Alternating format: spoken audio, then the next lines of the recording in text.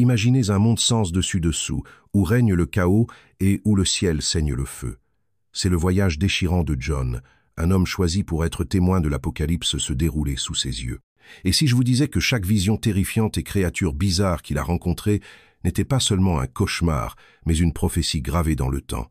Restez dans les parages pendant que nous dévoilons la chronologie de ces événements de la fin des temps et explorons ce qu'ils signifient réellement pour notre avenir. Êtes-vous prêts à affronter l'inconnu ensemble? Une fois échoué sur l'île sauvage et isolée de Patmos, plongé dans la solitude, John s'est retrouvé plongé dans un profond calme, loin de l'agitation du monde. Ce qui ressemblait à un exil désolé s'est lentement déployé en un lieu de rencontre céleste, alors que des visions divines se déversaient, révélant la tapisserie complexe de la destinée du monde. Au milieu de ce silence sacré, la contemplation de Jean fut interrompue par une présence pas comme les autres. Une silhouette apparut, son visage radieux d'une gloire indescriptible, une vision qui saisit l'essence de John, avec à la fois une crainte et un frisson d'appréhension. C'est un jour où l'esprit était particulièrement palpable, peut être lors d'une de ces réflexions méditatives que cette rencontre s'est produite. Le personnage se tenait avec un air à la fois puissant et serein, sa robe d'un blanc éclatant, un vêtement enroulé autour de sa poitrine,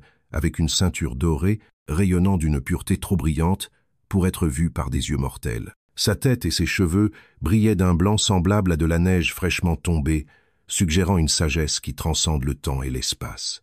Les yeux du personnage étaient comme un feu ardent, non dévorant, mais éclairant. Ils n'ont pas seulement vu à travers la forme corporelle de John, mais ont percé l'essence même de son âme, révélant chaque coin d'ombre avec une douce insistance pour la vérité. John tomba à ses pieds, submergé par la majesté et la peur évoquée par le personnage, comparable à celui d'un mort. Ce n'était pas une vision ordinaire, ni un simple prophète ou être angélique. Avec une voix qui résonnait comme une cascade d'eau tumultueuse, le personnage s'identifia. C'était Jésus ressuscité, l'alpha et l'oméga, le premier et le dernier. La voix portait des échos d'autorité et de réconfort, assurant à Jean de ne pas avoir peur, car cette vision était une révélation, un phare pour comprendre les réalités divines qui restaient à se dévoiler. Dans cette révélation initiale, la richesse symbolique a préparé le terrain pour les prophéties à venir. Jésus, tenant 7 étoiles dans sa main droite et marchant parmi 7 chandeliers, a présenté à Jean le langage symbolique qui imprégnerait toute l'expérience. Les chandeliers, représentant les églises, indiquaient que la présence divine était au milieu des communautés de foi, guidant, veillant et nourrissant malgré les adversités extérieures. Les étoiles, signifiant les anges ou messagers de ces églises, représentaient la tutelle céleste accordée à ces congrégations, garantissant qu'aucune puissance ne pourrait rompre ce lien divin. La vision de Patmos n'était pas simplement une révélation personnelle pour Jean, c'était le lien donnant naissance au récit eschatologique qui allait suivre. Ce panorama s'est étendu au-delà du temps, révélant une chorégraphie complexe de justice divine, de salut et du renouveau ultime de la création. Cela a rappelé que même dans l'isolement ou l'exil, les rencontres divines peuvent élever la compréhension et le but humain, dévoilant des vérités plus profondes sur l'existence et le destin. Dans ce contexte profond, l'expérience de Jean rappelle les traditions prophétiques, des lieux solitaires, qu'il s'agisse de déserts ou d'îles, où le monde matériel est dépouillé, ne laissant que la présence individuelle et divine communier dans une pureté sans filtre. L'imagerie fantastique des visions de John était à la fois une continuation et une transformation de cette vénérable tradition, remplie de mystères qui rendraient perplexes et intrigueraient des générations. En réfléchissant à la vision de Patmos, considérez que chaque symbole et chaque mot prononcé n'était pas seulement destiné à la clarté de Jean, mais s'adressait également à l'humanité dans son ensemble. Ces écritures n'ont pas été données pour obscurcir la vérité, c'étaient des invitations célestes à voyager plus profondément dans les royaumes spirituels et à comprendre les messages éternels cachés dans leurs plis. Chaque élément visionnaire était un coup de pinceau sur la toile divine, décrivant des histoires d'espoir, de rédemption et du triomphe éventuel du bien sur le mal. La figure que Jean a rencontrée dans ce moment extraordinaire était à la fois un réconfort personnel et un héros cosmique, affirmant le plan divin au milieu de la confusion et du chaos. Cela a rassuré les croyants sur le fait qu'en dépit des événements redoutables annoncés dans les futurs manuscrits, la victoire ultime était gravée dans l'éternité, ancrée dans le Christ ressuscité. Alors que nous passons de cette rencontre impressionnante, les scènes suivantes déplacent notre attention vers la majesté de la salle du trône céleste. Cette révélation distincte mais entrelacée continue de dérouler l'odyssée divine de Jean, nous entraînant irrésistiblement dans les cours célestes. Ici, au milieu d'un panorama d'êtres célestes, le rouleau sacré aux 7 sceaux attend celui qui est digne de l'ouvrir, chaque sceau étant un prélude au drame divin à révéler. L'expérience de John sur l'île de Patmos a été un voyage transformateur, transcendant les royaumes terrestres et divins. Alors qu'il se tenait au milieu de l'isolement total de son environnement rocheux, sortant de sa profonde rencontre avec la figure majestueuse du Christ ressuscité, une autre vision l'attendait, une vision qui le transporterait dans la salle du trône céleste. C'est ici que Jean fut enveloppé dans une révélation impressionnante de la grandeur céleste et de l'autorité divine, une scène qui défiait l'entendement humain tout en dressant un tableau de la profonde majesté de l'ordre divin. Alors que Jean était ravi par l'esprit, il entrevit le cœur même du ciel. Devant lui se trouvait une vaste étendue, remplie d'une lumière indescriptible, au centre de laquelle se dressait un trône d'une splendeur inimaginable. Le trône n'était pas simplement un objet de gouvernement, mais l'épicentre même de la souveraineté divine. La présence de Dieu en émanait, un éclat lumineux qui éclipsait le soleil, rayonnant des teintes d'émeraude et de jaspe, un arc-en-ciel entourant le trône en témoignage de l'alliance éternelle et de la miséricorde de Dieu. Dans cette salle d'audience céleste, Jean a vu 4 créatures vivantes extraordinaires, chacune ornée d'une forme faisant écho à l'imagerie de la création de Dieu, un lion, un bœuf, un homme et un aigle. Ces êtres n'étaient pas seulement des gardiens du trône, mais des émissaires vitaux de la sainteté divine, proclamant perpétuellement la gloire de Dieu. Leur chant incessant de « Saint, Saint, Saint, Seigneur Dieu Tout-Puissant qui était et est à venir » a résonné dans la salle du trône, un témoignage de la nature éternelle et immuable du Tout-Puissant. Autour de cette scène sainte se trouvaient 24 anciens, chacun assis sur des trônes. Ils étaient vêtus de vêtements blancs, la pureté de leur tenue reflétant leur justice et leur approbation divine, et portaient des couronnes d'or, signifiant l'honneur et l'autorité qui leur étaient conférés. Ces anciens représentaient les fidèles du peuple de Dieu, 12 tribus d'Israël et 12 apôtres de l'agneau, fusionnant l'ancienne et la nouvelle alliance en une unité autour du trône de Dieu. Ils étaient témoins de l'ordre cosmique du culte et du respect dû au Créateur. Pourtant, au milieu de cette congrégation céleste, l'attention de Jean fut attirée par la présence énigmatique d'un rouleau tenu par celui qui était assis sur le trône. Le rouleau était scellé de 7 sceaux, un document mystérieux et lourd qui représentait le titre de propriété sur la terre, une déclaration du plan souverain de Dieu pour la création. La compréhension de son importance était profonde.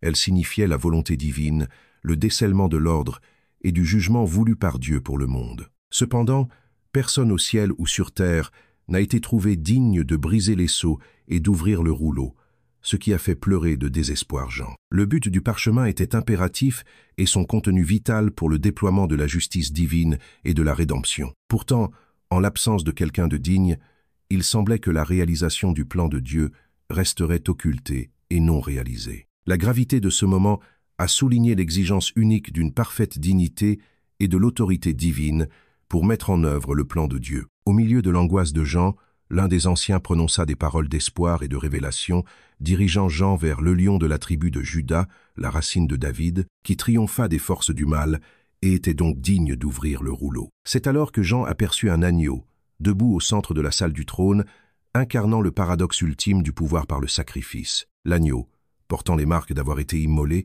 représentait le Christ, l'agneau sacrificiel de Dieu, qui, par sa mort et sa résurrection, a assuré la rédemption de l'humanité et son autorité sur la création. Ce moment charnière a mis en lumière une vérité profonde enchâssée dans la salle du trône céleste, la convergence de la justice, de la miséricorde et de la rédemption trouvée en Christ seul. Dans la cour céleste, le chant des rachetés a éclaté, un chœur vibrant louant la dignité inégalée de l'agneau, le reconnaissant comme le point d'appui sur lequel pivote le plan divin. Ce culte céleste reconnaissait non seulement le triomphe de l'agneau, mais aussi son règne et sa capacité unique à ouvrir le rouleau et à dévoiler la fin fixée de l'histoire. Ainsi, dans les limites énigmatiques de la salle du trône céleste, Jean se vit confier la révélation du rouleau et de ses sceaux, ainsi que l'assurance que le plan souverain du ciel pour la terre se déroulerait sous l'autorité de l'agneau. Cette vision ne concernait pas simplement le culte céleste, mais un prélude actif au jugement et aux victoires qui commenceraient à se dévoiler à mesure que les sceaux seraient ouverts, une chorégraphie divine programmée pour se synchroniser avec le grand arc de l'histoire. Alors que Jean se tenait devant cette scène à couper le souffle,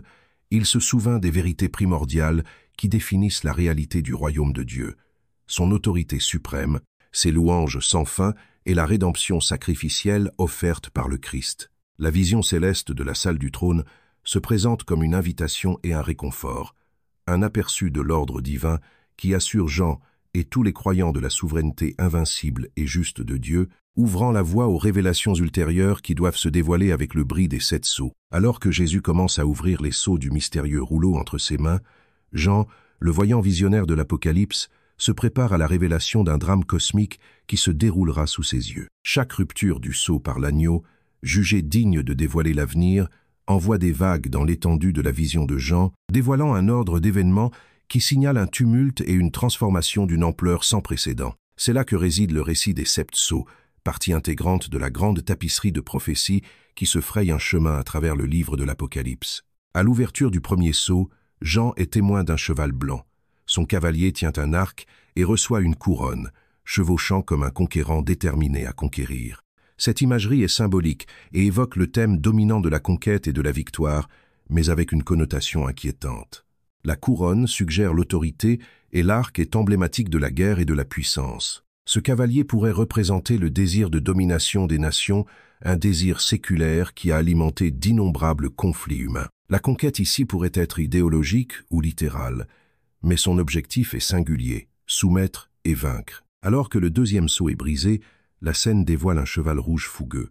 Ce cavalier brandit une grande épée, symbolisant la guerre et la suppression de la paix sur terre. C'est une image saisissante des conflits omniprésents qui tourmentent l'humanité, où les frères se retournent contre leurs frères et où le fragile vernis de la civilisation s'effondre sous le poids du conflit. Ce cavalier pourrait symboliser les bouleversements internes et externes qui résultent de la discorde et de l'inimitié, dressant un tableau sombre de l'avenir du monde lié au cycle de la violence. Avec le troisième sceau, Jean voit un cheval noir, et son cavalier tient une balance à la main. Une voix déclare qu'une journée de salaire suffira à peine pour une mesure de blé ou 3 mesures d'orge. Cette vision signifie famine, pénurie et crise économique, la balance étant une métaphore du commerce et des matières premières. La famine suit la guerre comme un spectre, affectant non seulement les corps, mais aussi les économies, conduisant à des inégalités où une minorité s'enrichit aux dépens des masses. Il s'agit ici d'une critique flagrante de la disparité qui prospère dans un monde divisé par l'allocation des ressources et la cupidité. À l'ouverture du 4e sceau, le cheval pâle émerge, avec son cavalier nommé Mort, suivi de près par Hadès. Ensemble, ils ont le pouvoir de tuer par l'épée, la famine, la peste et les bêtes sauvages de la terre. Cette séquence représente le point culminant des pouvoirs des cavaliers, l'ombre de la mortalité qui plane sur la destruction insensée infligée à l'humanité. La mort, indifférente à la richesse et au statut, sert de grand égalisateur, nous rappelant la fragilité de la vie humaine. Le 5e sceau déplace l'attention vers les âmes des martyrs sous l'autel, des voix criant justice et châtiment contre leurs persécuteurs. Ce moment poignant souligne le thème de la justice divine, le patient attendant que le juste jugement de Dieu soit exécuté. Cela reflète la lutte sans fin de la souffrance humaine et les questions profondes de savoir pourquoi les justes doivent endurer l'affliction. Ces âmes, vêtues de robes blanches, se voient promettre le repos jusqu'à ce que le nombre total de leurs compagnons de service et de leurs frères et sœurs soit complété, un symbole d'espoir et la justification ultime de la foi. Avec la rupture du 6e sceau, des perturbations cosmiques enveloppent le royaume terrestre. Un grand tremblement de terre, le soleil devenant noir, la lune devenant comme du sang et les étoiles tombant sur la terre. La nature, témoin silencieux des actes de l'humanité, reflète désormais les troubles et les bouleversements en elle-même. Cet événement cataclysmique sème la peur dans le cœur de tous, des rois aux roturiers, les amenant à chercher refuge contre la colère divine. C'est un puissant rappel. Même la création soupire après la rédemption, attendant le dévoilement du nouvel ordre divin. Enfin, il y a une pause avant le 7e sceau, un moment de calme, alors que le récit s'arrête au bord d'une nouvelle phase. Le déploiement des 7 trompettes qui attend. Ce silence est profond, un souffle avant que le crescendo du jugement ne se poursuive. C'est un moment d'introspection pour toute la création, une reconnaissance de la gravité de ce qui a été observé jusqu'à présent. En faisant l'expérience des 7 sceaux, la vision révèle non seulement les désastres chronologiques qui nous attendent, mais offre également un aperçu de la condition spirituelle de l'humanité. C'est un appel à la réflexion et à la repentance, exhortant les croyants à rester fidèles à leur foi au milieu des épreuves. Dans ces jugements se cache une promesse de renouveau ultime, un espoir eschatologique enraciné dans le retour assuré de la justice, de la paix et de la restauration sur la terre de Dieu. Le silence dans le ciel pèse lourd, alors que le 6e sceau cède à son destin, ouvrant la voie au retentissement inquiétant des 7 trompettes. Dans l'Apocalypse, chacune de ces trompettes, annoncée par un ange, agit comme un signe avant-coureur de calamité, tissant une tapisserie de chaos et de colère divine qui enveloppe la terre. Plus qu'une simple fanfare céleste, ces éclats de trompettes signalent des tribulations à venir, rappelant les plaies d'Égypte, mais amplifiées à des proportions mondiales. Alors que le domaine terrestre se prépare, le décor est planté pour une révélation de destruction dont les échos résonnent à la fois à travers l'histoire et la prophétie. La première trompette retentit, déclenchant une pluie ardente de grêle et de sang. Cette énigme laisse un tiers de la végétation mondiale brûlée, un coup dévastateur pour l'écosystème. Les analogies faites ici sont parallèles aux conséquences cendrées de la dévastation nucléaire, où les tempêtes de feu incinèrent les forêts, laissant une désolation rampante qui met la terre à nu. L'imagination moderne imagine des paysages ravagés par les retombées, où le manteau vert de la nature est réduit en cendres. L'imagerie du sang évoque la violence inhérente à une telle destruction, pointant vers une plus grande famine spirituelle, la bouée de sauvetage de l'humanité, inscrite dans la nature aujourd'hui, précairement coupée. La deuxième trompette suit rapidement, avec une masse brûlante colossale, semblable à une montagne, projetée dans la mer. Instantanément, un tiers des océans se transforme en sang, la vie aquatique périssant en masse. Un tel cataclysme évoque des visions d'éruptions massives, ou peut être un impact catastrophique d'un astéroïde, 2 scénarios capables de provoquer des marées apocalyptiques et des eaux toxiques, sonnant le glas de la mer. Les eaux autrefois vivifiantes deviennent un amer rappel du jugement, une métaphore poignante de la dépendance de l'humanité à l'égard d'un monde fragile, qui trahit désormais sa confiance, servant de simple reflet de la désolation spirituelle. Avec la troisième trompette, un objet céleste, Wormwood, s'écrase sur les eaux douces de la terre, contaminant les rivières et les sources. Ses conséquences sont effrayantes, puisque l'eau potable succombe à l'amertume, rendant la vie insoutenable. Pour les anciens comme pour les modernes, cette perspective est terrifiante. L'eau douce, symbole de vie et de pureté, est désormais devenue une potion mortelle. L'écho eschatologique renvoie aux peurs modernes, des déversements de produits chimiques ou des contaminations radioactives, où le littéral devient symbolique. Les eaux amères murmurent des cœurs inchangés, des destins non alignés sur la divinité. Alors que la quatrième trompette retentit, le cosmos frémit. Un tiers du soleil, de la lune et des étoiles s'assombrit, privant la terre de lumière. Cette panne d'électricité inquiétante sert de rideau céleste, plongeant le monde dans un crépuscule glacial. L'effet immédiat fait écho aux récits divers nucléaires ou d'événements cosmiques imprévus, des apocalypses astrophysiques que les anciens voyants pouvaient difficilement imaginer, mais qui portent désormais un réalisme étrange. Les ténèbres règnent, une métaphore de l'illumination niée, la dépravation spirituelle éclairée par les luminaires absents qui guidaient autrefois le chemin de l'humanité, un rappel brutal de la fragilité de toutes les certitudes perçues. Puis, la cinquième trompette, un appel déchirant qui commande l'ouverture de l'abîme. De ces profondeurs enfumées émergent des entités semblables à des sauterelles, dotées du pouvoir de tourmenter l'humanité.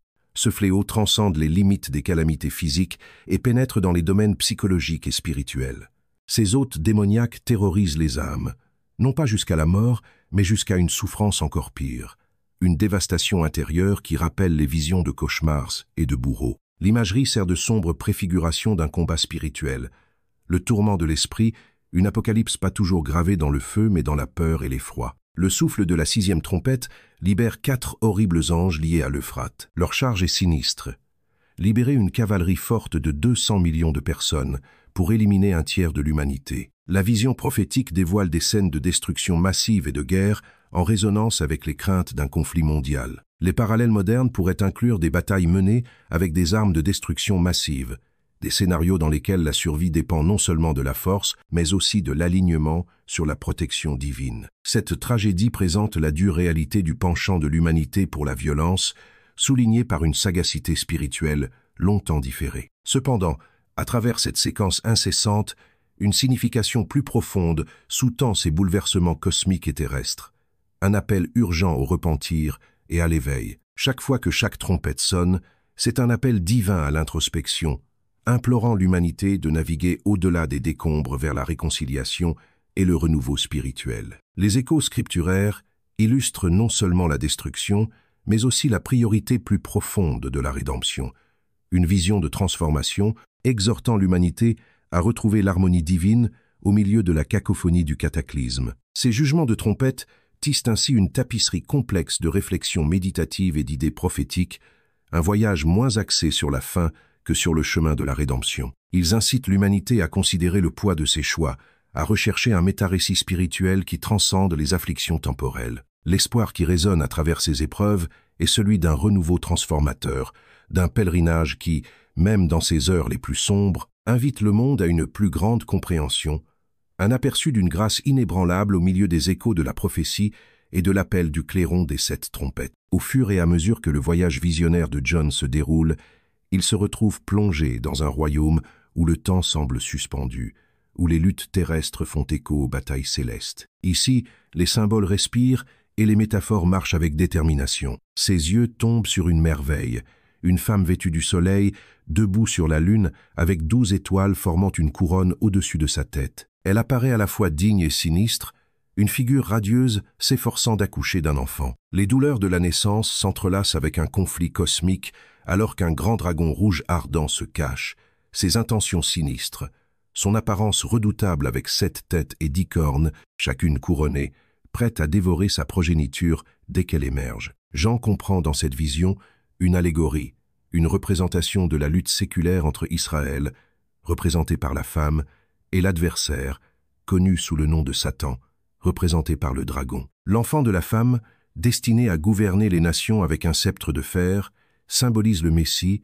né pour apporter le salut et guider l'humanité vers la repentance. Mais, avant que le dragon ne s'empare de la vie innocente, l'enfant est enlevé vers Dieu et vers son trône, tandis que la femme s'enfuit vers le désert, sanctuaire préparé par Dieu, où elle sera nourrie pendant un 260 jours. Cette scène dévoile des couches de guerre spirituelle et de providence divine, établissant des parallèles entre les tribulations terrestres et les interventions célestes. Le dragon, agité et contrarié, change de concentration. Il ne fait pas seulement la guerre à la femme, mais il joue avec la notion de domination sur ceux qui détiennent les commandements de Dieu et le témoignage de Jésus-Christ. Les descriptions de John palpitent avec une intensité dramatique, capturant les événements qui se déroulent avec un symbolisme vif. Alors que John traite l'affichage d'un conflit ancien, sa vision le transporte vers l'ascension d'une autre figure inquiétante, la bête. Émergeant d'une mer chaotique, cette créature ressemble au dragon dans son visage, une terreur apocalyptique façonnée en forme. Il porte 7 têtes et 10 cornes,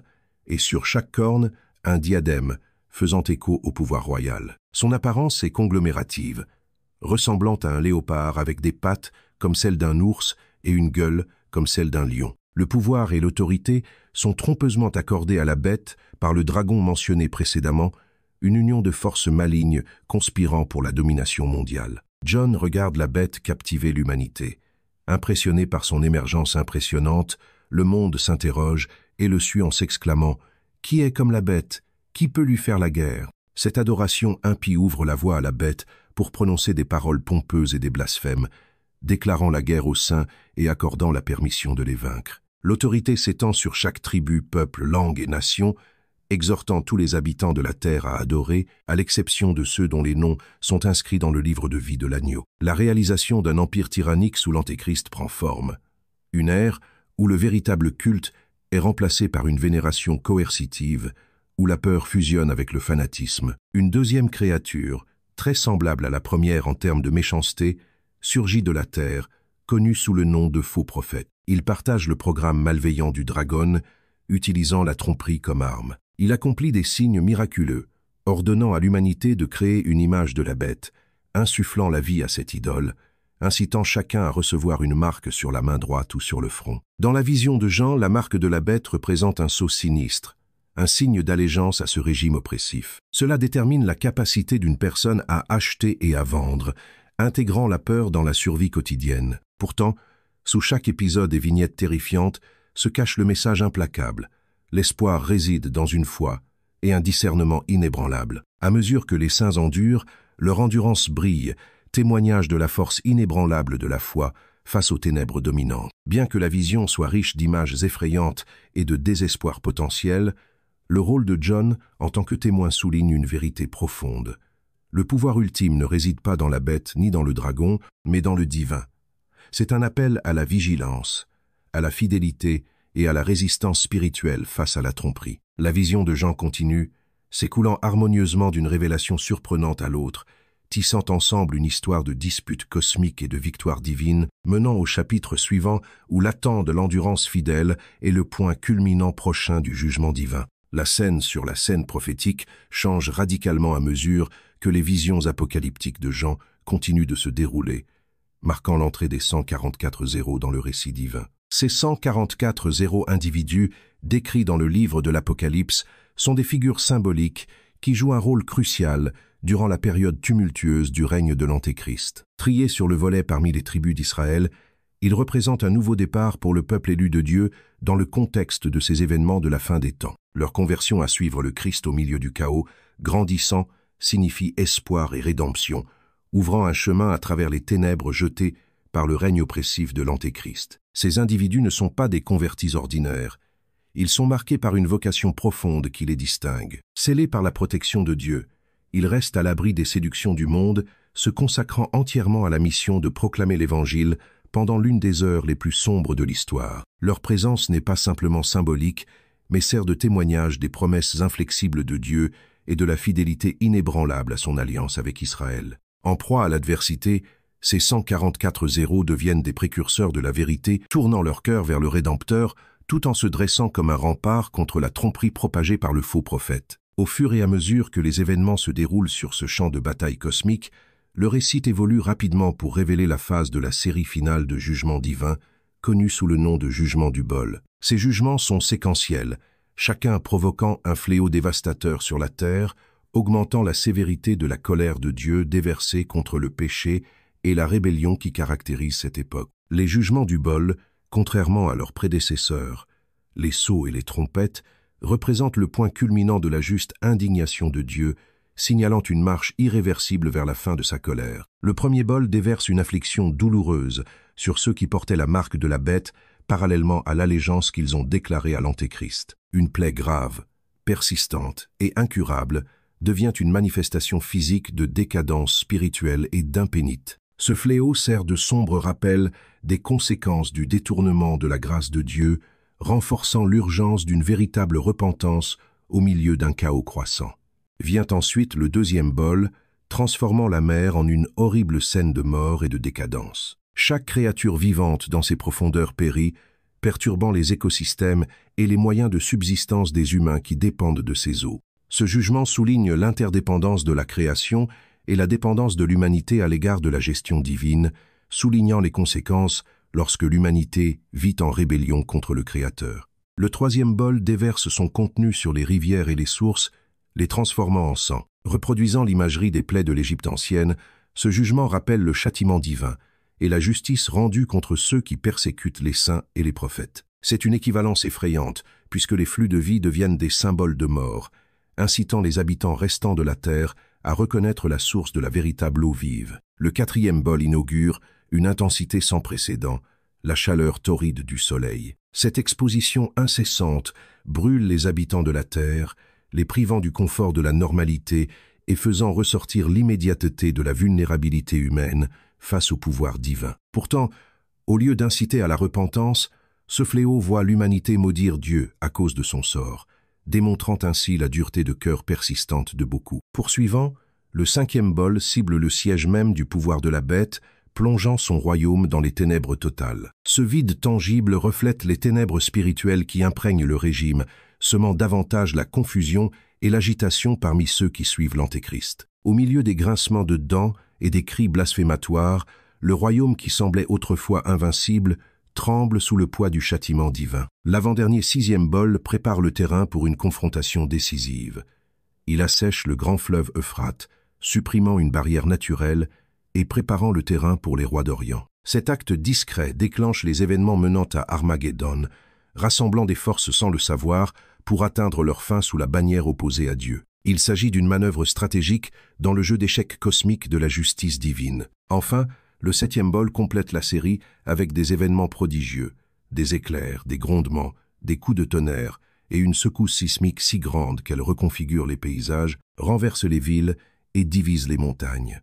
Babylone, la ville symbolique, fait face à son jugement prédéterminé, précurseur du récit thématique qui attend le prochain chapitre. Chaque jugement s'appuie sur le précédent, créant une pression croissante à mesure que la fin approche. Tout au long de ces jugements déchirants, les 144 zéros se présentent comme un phare de fidélité au milieu du chaos. Leur engagement inébranlable, même face à une adversité stupéfiante, est emblématique du triomphe spirituel qui peut briller et brillera à travers les ombres les plus profondes de la tribulation. Alors que la terre gémit sous le poids de ses fléaux, il donne un aperçu de la promesse éternelle qui attend ceux qui endurent, la vie éternelle avec l'agneau immolé, victorieux de toutes les ténèbres. Après le dévoilement des 144 zéros fidèles et le déclenchement des derniers sinistres jugements du bol, le récit change radicalement pour se concentrer sur une vision cruciale et obsédante, la chute de Babylone. Cette ville chargée de symboles ne se présente pas comme une simple relique ancienne, mais comme une représentation grandiose de la décadence morale systémique du monde, de la corruption et de la rébellion contre Dieu. Il devient le point central du point culminant imminent de la justice divine, un jugement hard qui constitue finalement le signe avant-coureur de la confrontation finale et épique entre le Christ et les forces du mal. L'allégorie de Babylone offre un aperçu profond de la relation de l'humanité avec le péché, le pouvoir et la rédemption. Dans cette vision, Babylone n'est pas seulement une ville, c'est l'incarnation de tout ce qui défie l'ordre et la justice divine. De ces jours de gloire où il était un centre de commerce et de culture, Babylone, au fil du temps, devient un symbole d'arrogance et d'idolâtrie humaine, un endroit où la richesse et le pouvoir règnent sur la vérité et la justice. Cette ville devient une métaphore des systèmes mondains qui priorisent le gain matériel et le compromis moral sur l'intégrité spirituelle et l'obéissance à Dieu. Voyant son opulence et son influence, il est facile de comprendre pourquoi il sert de métaphore de l'attrait séduisant du péché qui a, tout au long de l'histoire, à l'humanité prise. Au fur et à mesure que le récit de la chute de Babylone se déroule, il est ardent avec une intensité émotionnelle et spirituelle. Cela commence par un puissant ange descendant du ciel, ayant une grande autorité, illuminant la terre avec sa gloire. Avec une voix tonitruante, l'ange déclare « Phallon, tombé est Babylone le grand ».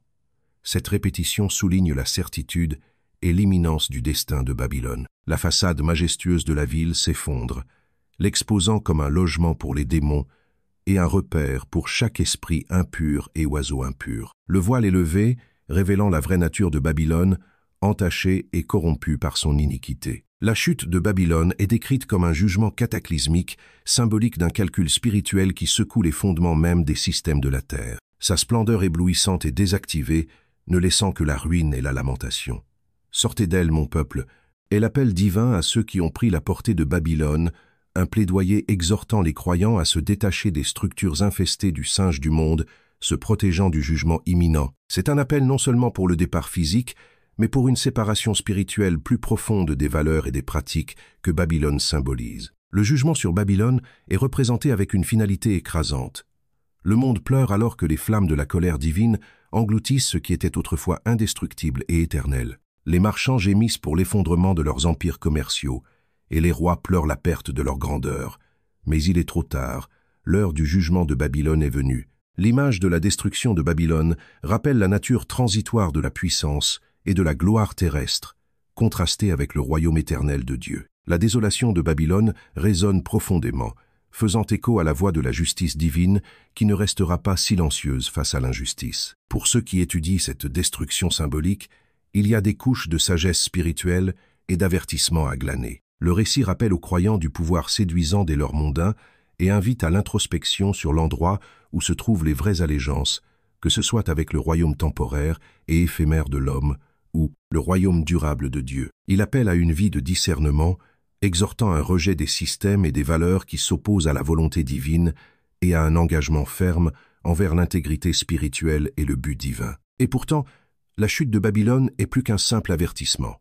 C'est un précurseur à espérer, à la promesse divine remplie. Le jugement de Babylone annonce la préparation de la confrontation ultime entre le bien et le mal, préparant le terrain pour le retour triomphant du Christ. Il assure aux croyants que malgré le triomphe apparent du mal, la justice de Dieu prévaudra, le mal fera face à son calcul et les fidèles assisteront à l'établissement d'un nouvel ordre pur et incorruptible. Alors que nous nous rapprochons du retour ultime du Christ, la destruction de Babylone est un rappel poignant du pouvoir et de la justice de Dieu. Cela rassure les croyants que leur lutte contre la décadence morale ne sont pas vaines et que Dieu rachètera finalement le monde de la corruption. Avec la chute de Babylone, le chemin est ouvert pour le déploiement de plus grands événements d'espoir où les forces des ténèbres seront enfin vaincues et la création elle-même assistera à la gloire de la restauration divine à travers le retour du Christ. Ainsi, dans la chute symbolique de Babylone, les aperçus de la promesse inébranlable de la rédemption et de la justice de Dieu brillent à travers l'ombre, exhortant les croyants à rester fermes dans la foi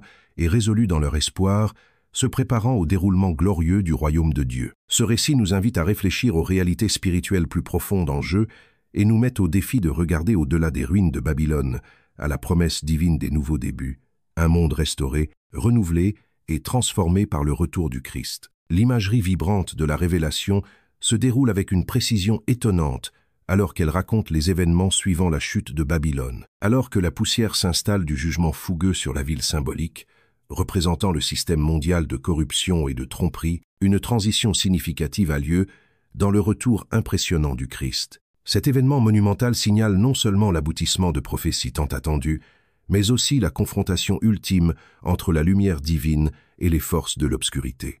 Dans le livre de l'Apocalypse, la vision prophétique de John dépeint une scène dramatique et fascinante. Les cieux s'ouvrent, révélant une figure éblouissante et majestueuse, Jésus-Christ, roulant d'un cheval blanc. Glorifié et triomphant, il ne revient pas comme le serviteur souffrant de son ministère terrestre, mais comme le roi victorieux des rois et le seigneur des seigneurs. Ses yeux fleurissent comme du feu, sa tête ornée de nombreuses couronnes, et sa robe plongeait dans du sang, symbolisant son sacrifice et sa victoire sur le péché et la mort. Inscrits sur lui se trouvent des noms qui affirment son autorité et son pouvoir ultime, et une armée de saints le suit, vêtue de lin blanc, indicatif de la pureté et de la justice. Cette armée céleste, composée de croyants, accompagne le Christ non pas dans une bataille d'armes physiques, mais avec le courage et la foi spirituelle. L'épée qui procède de sa bouche, son mot, est l'arme ultime qui bat le mal, mettant l'accent sur le pouvoir inégalé de la vérité divine, sur la tromperie et la méchanceté. Voici le message monumental. La bataille n'est pas la nôtre, mais celle du Seigneur, et la victoire réside dans la vérité de sa parole, qui est éternellement victorieuse sur tous les mensonges. Alors que le Christ revient, il affronte la bête, le faux prophète, et leurs armées rassemblées, des représentations symboliques des forces du mal. Avec un simple souffle de sa bouche, il les efface, présentant la suprématie sans effort du pouvoir divin sur l'opposition maligne.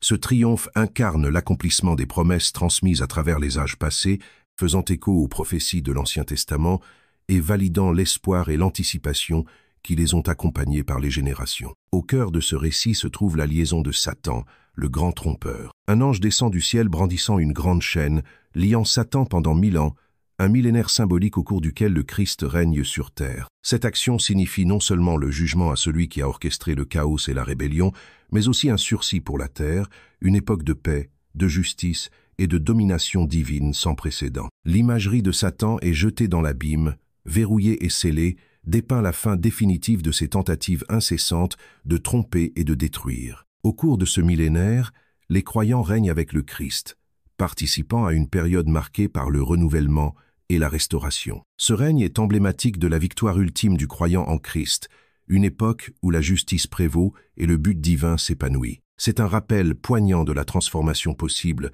lorsque la piété et la gouvernance divine déterminant l'ordre de la vie. Les croyants de toutes les nations sont unis dans le culte, célébrant non seulement la délivrance du mal, mais la présence du Christ parmi eux, une communion tangible et glorieuse jusqu'à présent. Cependant, le récit ne se termine pas pendant ce règne de 1000 ans.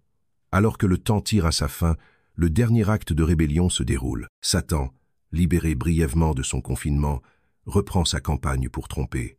Il rassemble les nations dans une tentative d'agression du sein de Dieu. Pourtant, cette rébellion est destinée à l'échec.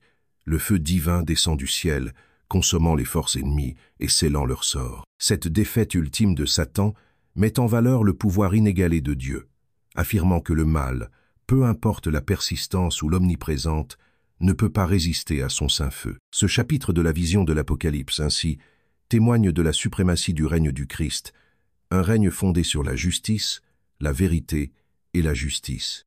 C'est un rappel vif de la bataille spirituelle en cours à travers les âges, contrastant le pouvoir de la lumière divine contre l'obscurité persistante, une obscurité qui succombe finalement à la lumière éternelle de l'amour et de la seigneurie du Christ. Alors que les croyants réfléchissent à ce récit épique, il inspire l'espoir et la résolution. Nous trouvons des encouragements dans ces mots à vivre conformément à la vérité divine, pour être ferme dans la foi, sachant que la bataille ultime a déjà été gagnée. Le retour du Christ symbolise non seulement le triomphe du mal, mais la promesse d'une nouvelle ère, un royaume sacré où l'amour, la justice et la paix de Dieu prévalent éternellement. Alors que nous attendons le nouveau chapitre d'une nouvelle création, cet événement profond et transformateur sert à ancrer notre espoir dans la gloire de son retour. Dans le sillage du retour triomphant du Christ et de la rébellion finale de Satan, une transformation profonde se dévoile dans le récit de la Révélation, la création d'un nouveau ciel et d'une nouvelle terre. C'est comme si le cosmos même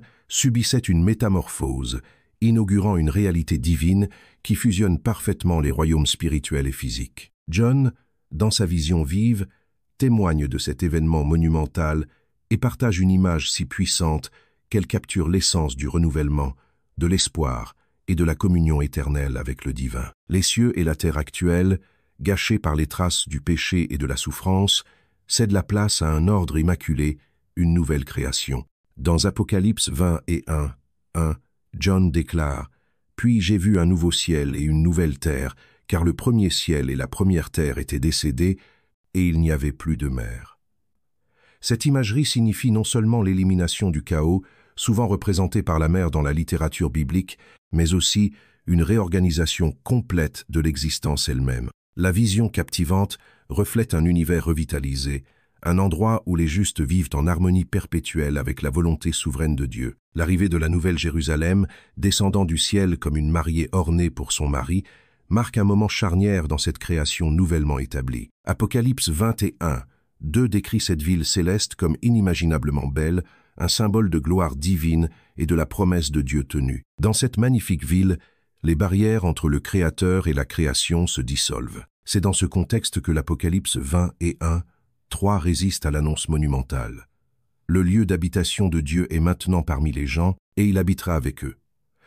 Cela signifie non seulement la proximité, mais une présence profonde et sans fin de Dieu avec l'humanité. La séparation de longue date entre les royaumes spirituels et physiques est guérie, favorisant une union aussi intime et durable qu'un mariage. Ce nouveau cosmos offre plus que la fin de la séparation. Il annonce un état éternel de joie et d'épanouissement. John écrit dans Apocalypse 21, 4, « Il essuiera chaque larme de leurs yeux. Il n'y aura plus de mort, de deuil ou de pleurs ou de douleur, car l'ancien ordre des choses est décédé. » La promesse résume l'éradication du chagrin, un contraste frappant avec les tribulations de la vie mortelle. Cette nouvelle création est dépourvue de la souffrance et du désespoir qui a autrefois éclipsé l'expérience humaine. Il s'agit de la consommation ultime du plan rédempteur de Dieu, où les croyants trouvent un repos et un bonheur éternel en sa présence. Dans les murs de la Nouvelle Jérusalem, des pierres précieuses et de l'or pur reflètent la splendeur et la pureté de l'artisanat divin, tandis que l'absence d'un temple physique met l'accent sur l'omniprésence de Dieu. Apocalypse 20 et 2 en témoigne, déclarant « Je n'ai pas vu de temple dans la ville, parce que le Seigneur Dieu Tout-Puissant et l'Agneau sont son temple. La gloire de Dieu imprègne tous les coins, illuminant la ville et ses résidents, comme indiqué dans Apocalypse 21, 23. La ville n'a pas besoin que le soleil ou la lune brillent dessus, car la gloire de Dieu lui donne la lumière, et l'agneau est sa lampe. Cette lumière, divine et éternelle, invite ceux qui à l'intérieur à marcher dans une communion ininterrompue avec Dieu. La description vivante de l'Apocalypse de la Nouvelle Jérusalem s'étend au-delà de sa beauté physique pour signifier la vie abondante qu'elle offre. La rivière de l'eau de la vie, décrite dans Apocalypse 22, 1, coule de pureté et de vitalité, nourrissant l'arbre de vie qui porte ses fruits en continu pour la guérison des nations. Cette imagerie d'abondance et de guérison souligne l'exhaustivité de l'œuvre rédemptive de Dieu, où la paix et la prospérité règnent sans fin. Dans le grand thème de la Révélation, la nouvelle création représente l'accomplissement de la promesse indéfectible de Dieu de salut et de restauration. Il transmet un avenir où les croyants sont invités dans une relation éternelle avec le Créateur, invoquant un profond sentiment d'espoir et de but. Il appelle chaque âme à réfléchir à sa relation avec Dieu et encourage une vie de foi et d'engagement au milieu de cette existence terrestre actuelle. Même maintenant, l'anticipation de ces promesses divines peut transformer les réalités actuelles, inspirant les croyants à vivre dans la lumière et la grâce du futur royaume envisagé par John. Ainsi, la nouvelle création n'est pas seulement une aspiration à une réalité lointaine, mais une assurance profonde que le but ultime de Dieu est de résider parmi son peuple pour toujours dans une existence fabriquée à nouveau, une vision à la fois transformatrice et éternellement joyeuse. Ce point culminant de l'histoire appelle tous les croyants à regarder les cœurs en attente, prêts à embrasser la joie et l'exhaustivité éternelle offerte lorsque Dieu marche à nouveau parmi sa création.